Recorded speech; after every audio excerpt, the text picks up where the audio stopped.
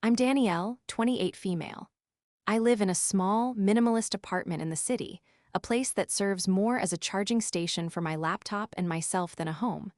By day, and most nights, I run a boutique app development company I built from the ground up. The story I'm about to tell you isn't about my success, not really. It's about the night my family, who thought I was a complete failure, finally saw me for who I am, and the devastating silence that followed. Before this story unfolds, I'd love to connect with you.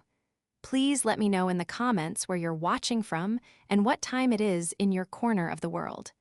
It's amazing to see how far these stories can travel.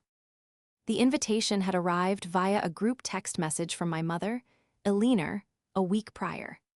It was a block of text, devoid of any real warmth, announcing a celebratory dinner for my younger sister, Jessica. She had just passed the bar exam on her first try, a feat that my mother had been broadcasting to every distant relative and former neighbor she could find on social media. The dinner was to be held at Vittoria's, an upscale Italian restaurant known more for its intimidating wine list and high prices than its actual food. It was, in short, my mother's favorite kind of place, one designed for performance. I knew my attendance was not optional, it was a command performance. For my family, appearances were everything, and the appearance of a happy, successful family unit was the most important one of all, even if one of the components, me, was considered defective. I spent the day of the dinner in a state of low-grade dread. It wasn't that I wasn't proud of Jessica. I was, genuinely. She had worked incredibly hard, dedicating 3 years of her life to the grueling demands of law school. The problem wasn't Jessica's success. It was the way my family used it as a yardstick against which my own perceived failures were measured. My brother, Mark, was a real estate agent who, despite a flashy car and expensive suits, was always between big deals. My mother, a retired teacher, saw the world in a rigid hierarchy of respectable professions: doctors, lawyers, engineers. My chosen path, starting a tech company from my cramped apartment with nothing but a laptop and an idea, was incomprehensible to her. It wasn't a real job. It was a hobby, a phase I was going through before I inevitably came to my senses and got a stable, respectable job with a pension. The fact that I dressed in jeans and hoodies, worked odd hours, and didn't have a corner office with a mahogany desk only confirmed their suspicions. I was the family's resident underachiever, the creative but misguided soul who was finding herself well into her late 20s. As I got ready, I chose my outfit with care, knowing it would be scrutinized. I settled on a simple, elegant black dress, tailored but understated. It was expensive, but its quality was in the fabric and the cut, not in a flashy logo. I paired it with simple jewelry and flat shoes, a practical choice that I knew my mother would interpret as a lack of effort. She preferred Jessica's style, bright, brand-name dresses and heels that made her tower over everyone. As I looked in the mirror, I saw a woman who was comfortable in her own skin, but I knew that wasn't what my family would see. They would see plain. They would see broke.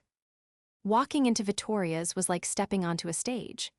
The restaurant was dimly lit, with heavy velvet curtains and white tablecloths that seemed to absorb all sound, creating a hushed, reverent atmosphere. My family was already seated at a large, round table in a semi-private alcove.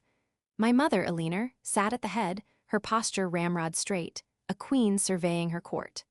My brother, Mark, was to her right, already swirling a glass of red wine and laughing a little too loudly. Jessica, the guest of honor, was next to him, looking radiant but slightly nervous. And next to her was a man I didn't recognize, older, with sharp, intelligent eyes and an impeccably tailored suit. This must be her boss, the senior partner she'd mentioned. The final seat, a temporary-looking chair squeezed between the wall and my mother, was clearly meant for me. I took a deep breath and approached the table. "Sorry I'm a little late," I began, trying to inject some cheer into my voice. "Traffic was." My mother cut me off before I could finish. Her eyes swept over me, a flicker of disapproval in them as they landed on my flats. "Danielle, you're here." It wasn't a greeting, it was an accusation. "We've already ordered appetizers. Don't expect a real seat, you're just the broke one." She gestured dismissively toward the sad-looking chair that had been hastily added to the table. We had to add a setting, make it quick. The words hung in the air, sharp and cold. A few people at a nearby table glanced over. The man I didn't know, Jessica's boss, looked up from his menu, his expression unreadable. Jessica F. Lushed, a wave of pink creeping up her neck. She opened her mouth to say something, perhaps to defend me, but Mark beat her to it. He smirked, that familiar, condescending grin that he'd perfected since we were kids. "Careful," he said, loud enough for the entire alcove to hear. "She might try to pay for her meal with coupons." He let out a short, barking laugh, and a couple of my cousins, seated further down, chuckled along with him, eager to stay in my mother's good graces. The laughter felt like a physical blow. It wasn't just the words, it was the casual cruelty, the public performance of my humiliation. This was my role in the family drama, the cautionary tale, the one they could all look down on to feel better about themselves. My success was invisible to them because it didn't come with the trappings they understood. I didn't have a fancy job title at a big company. I didn't drive a luxury car. I lived simply because I was reinvesting every spare dollar back into my company, growing it, scaling it, preparing for a future they couldn't even imagine. To them, my simple life wasn't a choice. It was a failure. I stood there for a moment, the heat rising in my cheeks. Every instinct screamed at me to turn around, to walk out and never look back. But that's what they expected. They expected me to be weak, to crumble under their judgment. And then there was Jessica. Despite her silence, I could see the conflict in her eyes. This was her night, and I wouldn't ruin it by causing a scene. And more than that, a new feeling was taking root beneath the hurt and anger, a cold, hard resolve. They wanted a performance. Fine, I'd give them one, but it wouldn't be the one they were expecting. I pulled the chair out, its legs scraping loudly against the polished floor, and sat down. I met my mother's gaze, my expression carefully neutral. "Coupons?" I said, my voice steady. "No, I was just going to ask Mark if he finally closed that big real estate deal he's been talking about for the last 6 months." The smirk vanished from Mark's face. My mother's lips thinned into a tight line. The laughter died. A tense silence fell over the table. It was in that moment of silence that Jessica, desperate to break the tension, quickly made the introductions. "Mom, Mark, everyone," she said, her voice a little too bright. "This is my boss, Mr. Chen. Mr. Chen, this is my family. My mother, Alina, my brother, Mark, and my sister, Danielle." Mr. Chen nodded politely, his gaze lingering on me for a fraction of a second longer than necessary. There was a flicker of something in his eyes, curiosity, perhaps. He had witnessed the entire exchange, the casual cruelty, and my quiet defiance. The stage was set, the players were in place, but the script for the evening was about to be completely rewritten. The dinner conversation started, or rather, restarted with a forced, brittle energy. My mother, a master at steering conversations back to her preferred topics, immediately began lavishing praise on Jessica. "David," she said, addressing Mr. Chen with an unearned familiarity, "we are just so immensely proud of our Jessica. She has always been the brilliant one. Top of her class, always. We knew she was destined for great things, unlike some." The "some" was left hanging in the air, but every eye at the table, including Mr. Chen's, flickered toward me for a split second. I focused on meticulously cutting a piece of calamari, refusing to give them the satisfaction of a reaction. I had learned long ago that the only way to survive these family gatherings was to build a fortress of indifference around myself. Mark, having recovered from my earlier jab, jumped in, eager to reassert his position. "Absolutely, law is a real profession. Stability, respect. It's not like tinkering with computers in your bedroom." He gestured vaguely in my direction. "Jess is going to be a partner at your firm in no time, right, Mr. Chen? She's got the drive." Mr. Chen offered a noncommittal smile. "Jessica is a very promising associate. She has a bright future." His praise was professional, measured, but my mother and brother took it as a resounding confirmation of their beliefs. They beamed, preening as if they themselves had passed the bar. The entire meal became a performance piece titled "The Wonderful, Successful Family -1." They recounted Jessica's academic achievements, from her 3rd grade spelling bee victory to her summa cum laude graduation. They talked about Mark's high-powered real estate career, glossing over the fact that his sales record was less than stellar. They spoke of money, of status, of the right neighborhoods and the right schools. It was a language I understood, but refused to speak. My world was one of code, of user experience, of seed funding, and server uptime. It was a world that was, in many ways, more real and impactful than theirs, but because it lacked a physical, mahogany-desk reality, it was dismissed. Every so oft, a comment would be lobbed in my direction, a little grenade of passive aggression designed to put me in my place. "Danielle, you're so quiet. Still working on that little website of yours?" my Aunt Carol asked from across the table. "It's an app development company, Carol," I corrected her gently. "Oh, right, an app, like for games?" she asked, her tone making it sound as frivolous as possible. Before I could explain, Mark cut in. "Don't worry, Danielle. When one of my big commissions comes through, I'll hire you to build me a website, give you some real portfolio work." The table chuckled. The implication was clear. My work wasn't real. It was practice. It was child's play. I ate my risotto in silence, letting their words wash over me. It was a familiar feeling, this sense of being an outsider in my own family. It had been this way for years. When I dropped out of my prestigious business school program with one semester to go, they had been horrified. I tried to explain that I had an idea, a vision for a company that couldn't wait. I told them that the things I needed to learn weren't in textbooks anymore. They didn't hear vision, they heard quitter. They saw me trading a guaranteed path to a six-figure corporate job for a gamble, and in their risk-averse world, that was the ultimate sin. They never asked about the specifics of my company. They never asked about my clients, my revenue, or my growth. They simply filed me away under disappointment and moved on. The irony was that the seed money for my company had come from my own savings, money I had earned through scholarships and part-time jobs during college, money they assumed I had squandered.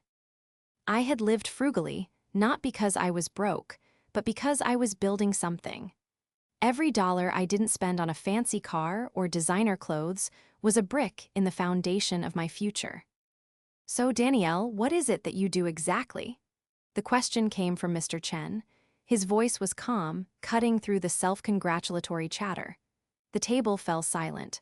All eyes turned to me. It was a genuine question, but coming from him, a man of obvious status and success, it felt like a test. My mother shifted uncomfortably, probably worried I would embarrass them all by describing my hobby. "I run a company called Innovate Forward," I said, meeting his gaze directly. "We design and build custom mobile applications for businesses." Mark scoffed. "So you make phone games?" "No," I said, my voice firm. "We create enterprise-level solutions. Logistical management, software, secure internal communication platforms, data analytics interfaces. We help companies streamline their operations." I used the simplest terms I could, but I knew the concepts were alien to them.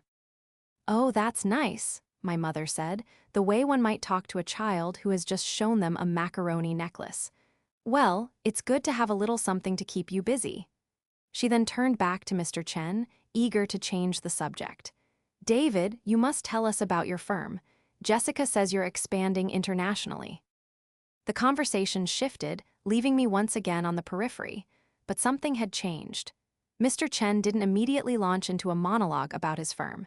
He remained quiet for a moment, his gaze thoughtful. He had been watching me, I realized.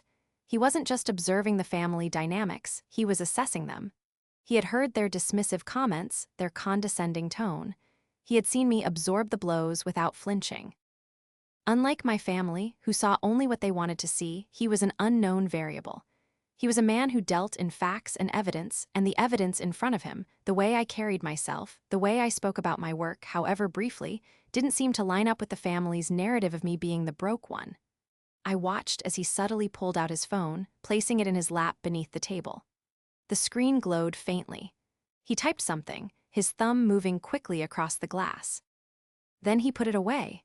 It was a small, almost imperceptible action, but it sent a ripple of unease through me. What had he just done? The jabs, the insults, the casual cruelty, I was used to them. But the feeling of being truly seen, especially by a man of his caliber, was something entirely new. and it was far more terrifying than any insult my brother could ever throw at me. The main course arrived, providing a temporary distraction. Waiters bustled around the table, placing plates of osso buco and lobster ravioli in front of my family. I had ordered a simple pasta dish, a choice that did not go unnoticed by my mother. "Just the pasta, Danielle. You should eat more. You're so thin," she said, her voice laced with that unique blend of fake concern and pointed judgment she had perfected. It was code for, "You can't even afford a proper meal." I just smiled and said, "It's what I was in the mood for," knowing any other explanation was pointless. The conversation had moved on to Jessica's new apartment, which my mother and father had helped her secure a down payment for. They spoke of square footage and property values, of granite countertops and stainless steel appliances. Mark chimed in with his expert real estate opinion, talking about market trends and investment potential. It was another brick in the wall of their success, another way to highlight how I, living in my small rented apartment, simply didn't measure up. I let the conversation flow around me, a familiar hum of materialistic one-upmanship. My own apartment was a strategic choice, low overhead, close to the small office I leased, allowing me to pour capital back into my business. They saw a failure to launch.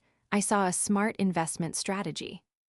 It was during a lull in the conversation, as my uncle was telling a rambling story about his new golf clubs, that it happened. Mr. Chen, who had been listening politely but with a certain detachment, discreetly took his phone out again. This time, he didn't hide it in his lap. He placed it on the table next to his plate, angling the screen slightly away from Jessica, but directly in my line of sight if I chose to look. It felt deliberate. He wasn't trying to be secretive anymore. My heart began to pound a little faster. He tapped the screen a few times, his brow furrowed in concentration. The name of my company, Innovate Forward, was visible in the search bar. My breath caught in my throat. He was looking me up. He wasn't just taking my family's word for it, he was doing his own due diligence. The search results must have loaded quickly. I saw him scroll once, then again. His expression, which had been one of polite neutrality all evening, began to change. His eyebrows lifted slightly. His lips parted in a silent, almost imperceptible O. He tapped on a link. I couldn't see what it was, but his focus intensified. He scrolled more slowly now, reading. A minute passed, then two.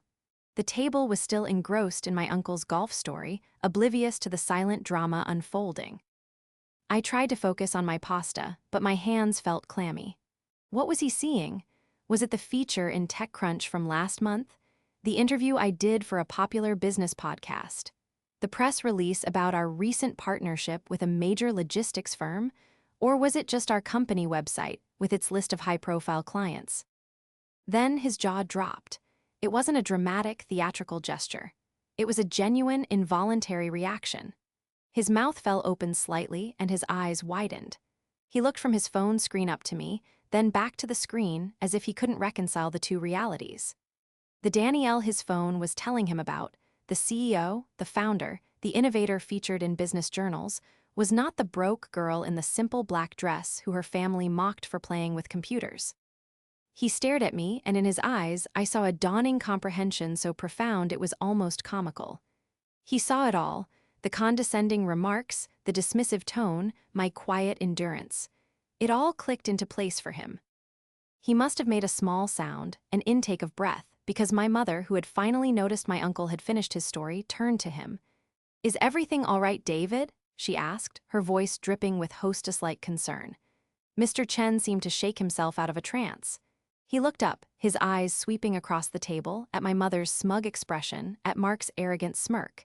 He looked at Jessica, who was watching him with a concerned frown, and then he looked at me again. He opened his mouth to speak, but no words came out. He just slowly, deliberately, placed his phone face down on the table. The gesture was louder than any shout. The sudden, sharp rap of the glass on the wood cut through the low hum of the restaurant. Everyone at the table stopped talking. My uncle, who had been about to launch into another story, froze with a breadstick halfway to his mouth. My brother, Mark, lowered his wine glass. My mother's smile faltered. All eyes turned to Mr. Chen. The air, which had been filled with their self-important chatter, was suddenly thick with a heavy, anxious silence. They didn't know what had just happened, but they sensed a seismic shift in the room's power dynamic. They could feel the ground moving beneath their feet. The table went dead silent. The man they had been trying to impress all night, the symbol of the success they so desperately craved, was staring at the family's designated failure with an expression of utter, unadulterated shock. And in that moment, they knew. They knew they had made a terrible, terrible mistake. The silence stretched for what felt like an eternity. It was a new kind of silence, not the comfortable pause between conversations, but a heavy, suffocating blanket of tension. My family members exchanged confused, nervous glances. Their well-rehearsed performance had been interrupted by an unexpected plot twist, and they didn't have a script for this. My mother was the first to break. "David, is something wrong with the food?" she asked, her voice tight. It was a grasping attempt to return to familiar territory, to a problem she could understand and solve by summoning a waiter. Mr. Chen slowly raised his eyes from his phone, which still lay face down on the tablecloth like a dark, silent monolith. He looked at my mother, but his gaze was distant, as if he were seeing her for the first time. "No, Alina," he said, his voice quiet but carrying an immense weight. "The food is fine. I was just distracted." He didn't elaborate. He didn't need to. His tone made it clear that his distraction was something far more significant than a piece of overcooked fish. He picked up his fork but didn't eat.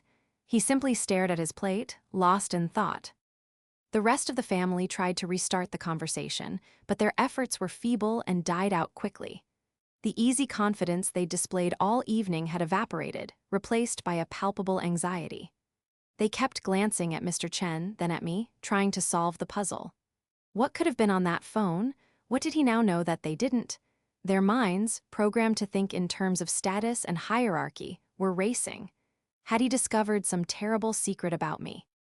Some scandal that would bring shame upon them all? The thought that he might have discovered something good about me simply wasn't in their realm of possibility. I could see the gears turning in my brother Mark's head. His expression shifted from confusion to a dawning, resentful suspicion.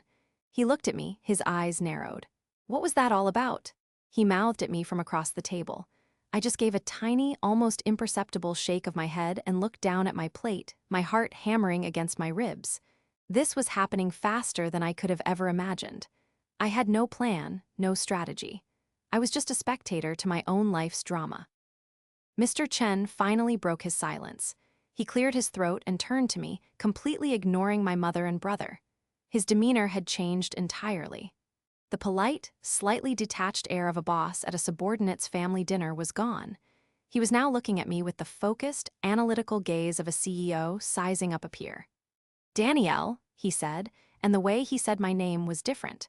It held a new resonance, a note of respect that I had never heard from anyone at this table. "Innovate forward, that's your company. I've read about it. There was a feature in Forbes a few months back, wasn't there? The quiet disruptor changing enterprise solutions." Every word was a perfectly aimed dart, puncturing the bloated egos of my family. Forbes. The name alone was a sacred text in their world. You could see the shock register on their faces. It was a physical reaction. My mother's back went rigid. Mark's jaw, which had been set in a cocky line all night, went slack.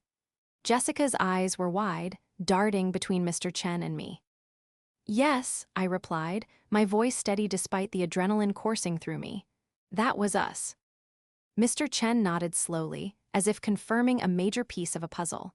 "I remember the article," he continued, his voice still directed only at me. "It mentioned your Series A funding round, $12 million if I recall correctly, led by Northgate Ventures."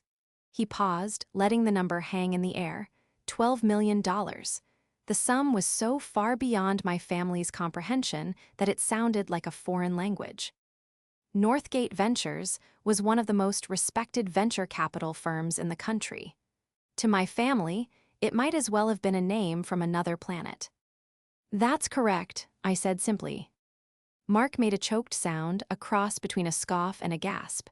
That's not possible," he stammered, looking at me as if I'd grown a second head. "You live in that tiny apartment. You drive a 10-year-old car." His entire worldview was crumbling.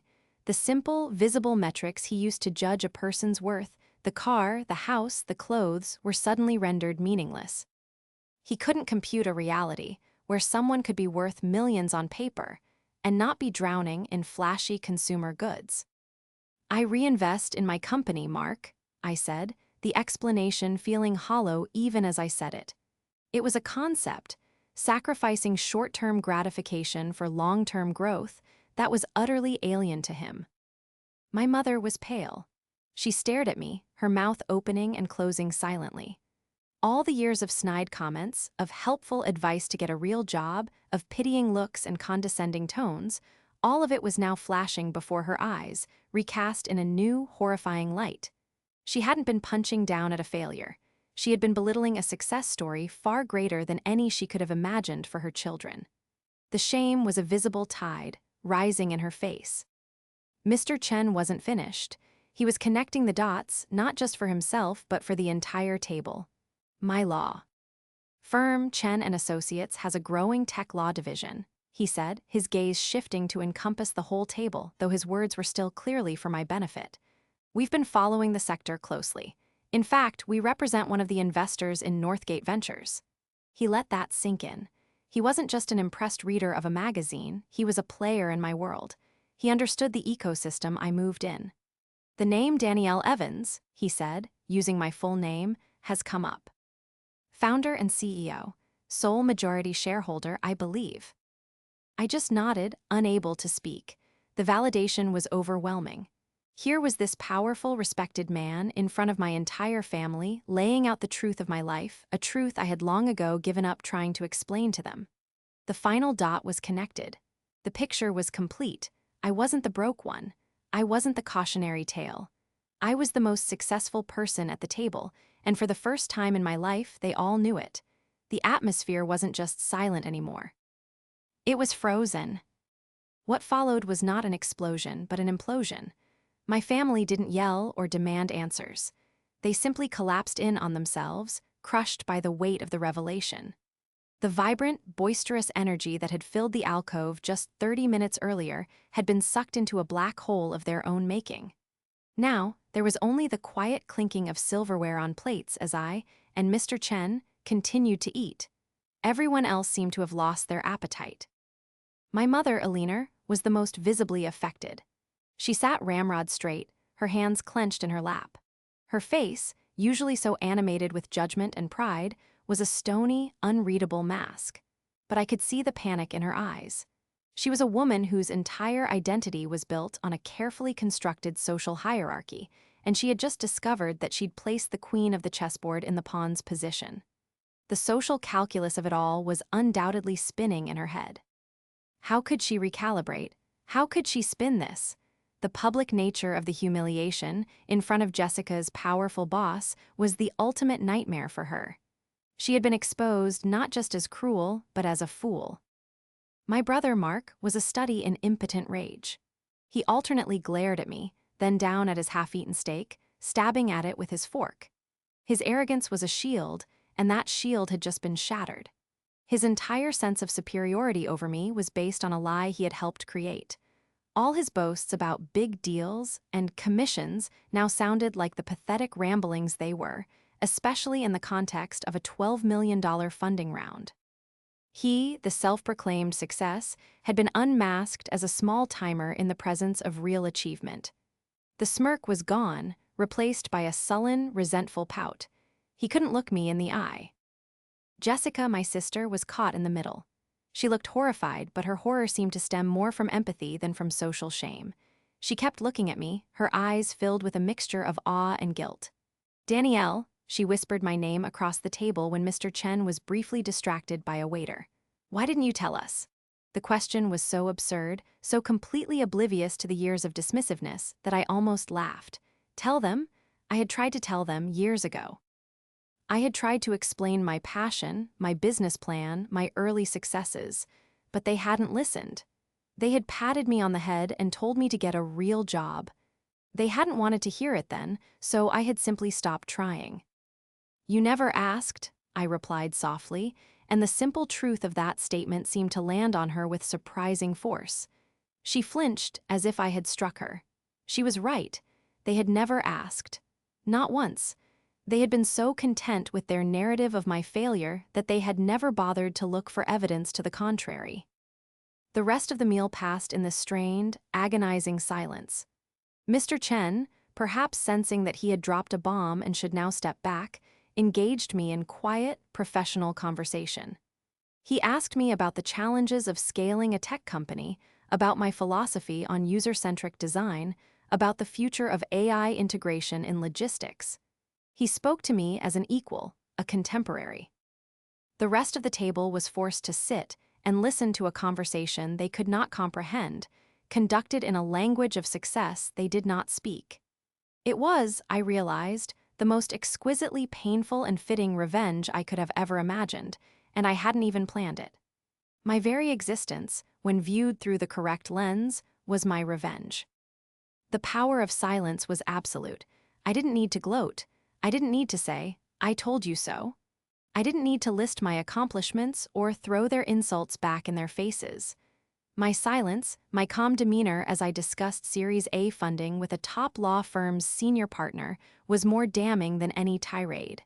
It showed them that their opinions, their validation, their world had ceased to matter to me long ago. I had built my success not in spite of them, but entirely without them. They were not a factor in my equation. And that realization, I could see, was what hurt them the most. They had been rendered irrelevant to the most successful chapter of their own family's story. When the check arrived, another moment of excruciating awkwardness descended. My mother and Mark both reached for it out of habit, a gesture of their perceived status as the family's providers. But their hands froze midair. The gesture was now utterly meaningless. What was a $500 dinner bill in the face of $12 million? Before they could decide who would take the hollow prize, I pulled my wallet out of my purse. I placed a black, featureless credit card on the tray. The card was heavy, made of metal, and it landed with a solid, definitive clink. "It's on me," I said, my voice neutral. "Congratulations on passing the bar, Jessica." I looked at my sister, offering her a genuine smile. "I'm really proud of you." For the first time all night, I focused solely on her, cutting the rest of the family out of the moment. Tears welled in her eyes. "Thank you, Danny," she choked out. The waiter took the card. My mother watched it go with a pained expression, as if she were watching her entire worldview being carried away on a small silver tray. The power had shifted, completely and irrevocably. I had paid the bill, but they were the ones who were about to pay the price. As the waiter walked away with my card, Mr. Chen leaned forward slightly, a thoughtful expression on his face. He had observed the entire final act, the check, the card, my pointed congratulations to Jessica, with keen interest. He folded his hands on the table, a clear signal that business was about to be discussed. "Danielle," he began, his voice drawing the attention of the entire shell-shocked table. "As I mentioned, my firm is making a concerted effort to expand our technology and intellectual property division. We're actively seeking to partner with the most innovative companies in the region." He paused, looking directly at me. "Your company, Innovate Forward, is precisely the kind of client we want to represent. Your work in logistics and secure data management is groundbreaking." My mind raced. This was no longer just a family dinner. It had transformed into an impromptu business meeting. My mother and brother seemed to shrink in their chairs, becoming unwilling spectators at a game played leagues above their heads. "We represent several companies that have gone through successful acquisitions and IPOs," Mr. Chen continued, his voice smooth and confident. "We handle everything: patent law, corporate structuring, international compliance. Given your recent funding and rapid growth, you'll need a legal team that can anticipate challenges 3 steps ahead. My team is the best in the city." It was a direct, powerful pitch from a man who clearly didn't waste time. But it was more than that. It was a strategic move, made in front of my family and his own employee, Jessica. He was publicly aligning himself with me, with my success. He was drawing a clear line in the sand. On one side was the future, innovation, and success me. On the other side was them. Before I could formulate a response, Jessica spoke up, her voice trembling slightly. Mr. Chen, that's amazing. Danielle, my firm is incredible. They could do so much for you. She looked at me with desperate, pleading eyes. I could see what she was thinking. This was a bridge. This was a way for her to connect her world with mine, a way to potentially repair the damage. If I became a client at her firm, it would be a link between us. A professional validation that might, in her mind, translate into a personal one. I looked at Jessica, and for the first time I felt a pang of sympathy. She was trapped. She loved our mother and brother, but she had just witnessed their casual cruelty and profound ignorance. Now she saw a potential lifeline being thrown not to her, but to me, the sister she had allowed to be marginalized. Her career, which had been the shining centerpiece of the evening, was suddenly overshadowed. I then turned my attention back to Mr. Chen. His offer was genuinely intriguing. My company was growing at a pace where our current small-town lawyer was becoming inadequate. We needed a heavyweight firm to handle the complexities of our next phase of growth. Chen and Associates was, without question, one of the best, but accepting his offer here, now, felt complicated. It felt like playing a part in their drama, a drama I had spent years trying to escape. My mother, finally finding her voice, saw an opportunity. "Oh, Danielle, you must," she exclaimed, her tone a ghastly imitation of maternal pride. "A partnership with Mr. Chen's firm? Think of what that would mean for Jessica. You could help your sister's career." It was a stunningly transparent pivot. Unable to claim my success as her own, she was now trying to leverage it for Jessica's benefit, attempting to reassert her role as the family matriarch, the master facilitator. Mark chimed in, his tone slick and opportunistic. "Yeah, Danny, keep it in the family. You'd be their biggest client, I bet. You could get Jess a corner office." He was already trying to figure out how my success could benefit him, how he could ride my coattails. The shame had worn off, replaced by a greedy, desperate ambition. Their words clarified everything for me. They still didn't get it. They didn't see me, Danielle, the person. They saw a resource. They saw an asset to be deployed for their own social and professional gain. My success wasn't something for me to be proud of. It was something for them to use. I held up a hand, and the table fell silent again. I looked at Mr. Chen, acknowledging the immense professional courtesy he was extending. "Mr. Chen," I said, my voice calm and measured, "your firm's reputation is impeccable, and your offer is very generous. I am genuinely honored that you would consider Innovate Forward a worthy client." I paused, letting the formal words settle. "And I will give it the consideration it deserves." Then I turned my gaze to my family, to my mother, to Mark, and finally to Jessica. "However," I continued, my voice losing its corporate politeness and gaining a sharp, personal edge, "my decision will have absolutely nothing to do with keeping it in the family. My company is the result of 7 years of 16-hour days. It was built on sleepless nights, on financial risks you called foolish, and on a belief in myself when no one else in this family did." I looked at my mother. "You called me the broke one tonight in front of a guest. You didn't do it to be funny. You did it to hurt and humiliate me because my life choices made you uncomfortable." I turned to Mark. "You joked about me using coupons. You've spent years belittling my work as a hobby because it threatened your fragile ego to imagine your little sister might be more successful than you." Finally, I looked at Jessica. My voice softened, but the steel remained. "And you, Jess, I love you and I am so proud of you. But you sat there tonight and for years and you said nothing. Your silence was a choice. It was easier to let me be the family punching bag than to stand up to them." The truth laid bare was brutal. Jessica flinched, tears now streaming down her face. My mother looked aghast, a flush of anger replacing her pallor. Mark just glared, his jaw tight. I stood up from the table, my napkin placed neatly beside my plate. "So, to be clear," I said, my voice ringing with finality, "I will make my decision based on one single criterion: what is best for my company, the company that I built, alone." I turned back to Mr. Chen and extended my hand. "Thank you for the wonderful conversation, Mr. Chen. My assistant will be in touch with your office on Monday to schedule a formal meeting to discuss your proposal." He stood and shook my hand, his grip firm. "I look forward to it, Ms. Evans," he said, the use of my formal title a final, definitive statement.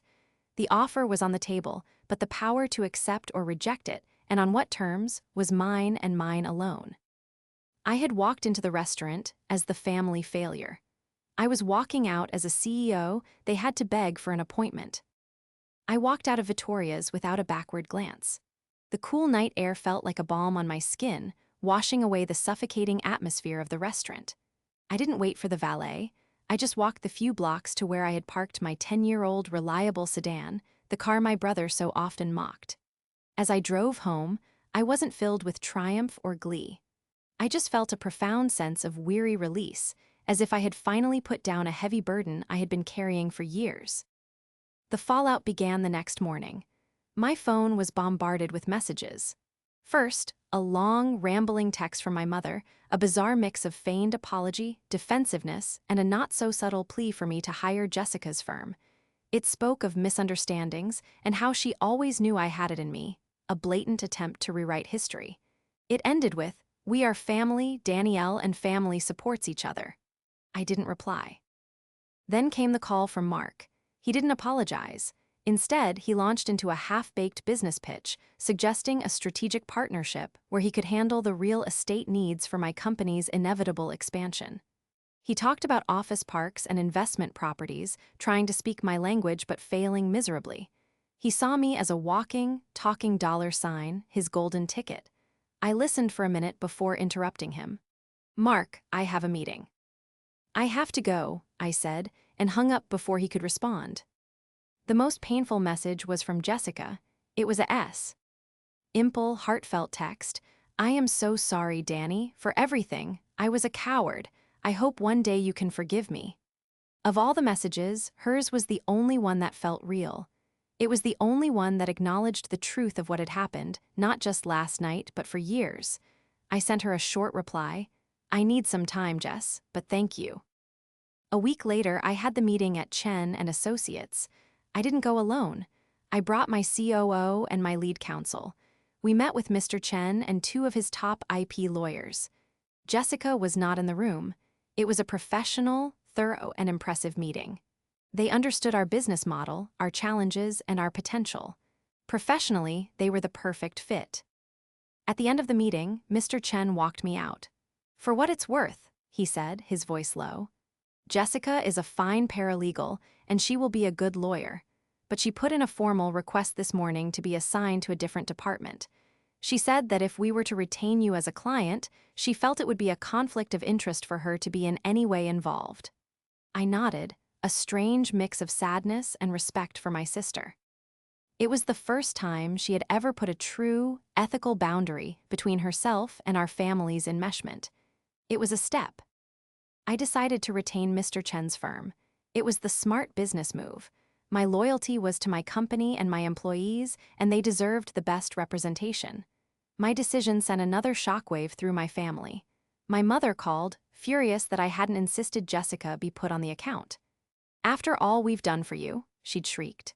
The "we" was laughable. I calmly explained that it was Jessica's own decision, born of a professionalism that she and Mark clearly lacked. The dynamic of my family is forever changed. The old hierarchy is shattered. There are no more snide comments about my job, no more jokes about coupons. They are replaced by an awkward, fawning deference that is, in its own way, just as unpleasant. They call before they text. They ask about my work with a hollow, forced interest. They are desperate to be included in my new world, but they don't have the password to get in, because the password is authenticity and respect, currencies they never traded in. I see Jessica for coffee sometimes. Our conversations are stilted, hesitant. We are trying to find our way back to being sisters, but the foundation is cracked. She is going to therapy, trying to learn how to have a backbone. I am proud of her for that. But trust, once broken, is not easily mended. As for my mother and Mark, our relationship is transactional at best. I see them at holidays for the sake of keeping a fragile peace. But the warmth is gone, replaced by the cold reality of what they are, people who only value you when you have something they want. They didn't respect me when they thought I was a struggling artist. They only fear me as a CEO. Their change of heart wasn't born of love or remorse. It was born of a shift in the power ledger. That is the price of their disrespect. They haven't lost a daughter or a sister. You can't lose something you never truly valued. No, they've lost access. They've lost the right to have an opinion, the privilege of my time, and the warmth of my trust. They sit on the outside now, looking in at a life I built not just without their help, but in spite of their judgment.